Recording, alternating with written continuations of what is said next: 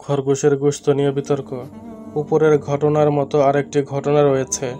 হযরত মাওলানা ইসমাইল শহীদ রহমতুল্লাহি আলাইহি একবার লখনউ গমন করলেন। সেখানে অবস্থানের সময় একদিন তিনি একটি খরগোশ শিকার করে এনে জবাই করে এক পাশে রাখলেন।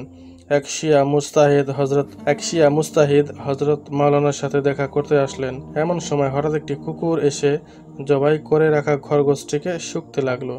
কতক্ষণ শোকার পর কুকুরটি চলে গেল। মুজতাহিদ সাহেব মাওলানা সাহেবকে বললেন, দেখুন মাওলানা সাহেব, কুকুরেও খরগোশ খায় না। এই কথা বলার কারণ হলো শিয়া মাযহাবে খরগোশ খাওয়া হারাম। মাওলানা সাহেব তৎক্ষণাৎ জবাব দিলেন, এই খরগোশ কুকুরের খাওয়ার জিনিস নয়, এটা মানুষের খাদ্য। তিনি এত সূক্ষ্ম এবং ভদ্রভাবে শিয়াকে কুকুর এবং সুন্নিকে মানুষ বললেন যে শিয়া মুস্তাহিদ সাহেব হতবাক হয়ে পড়লেন। তার জবাব দেওয়ার আর কিছুই থাকলো না।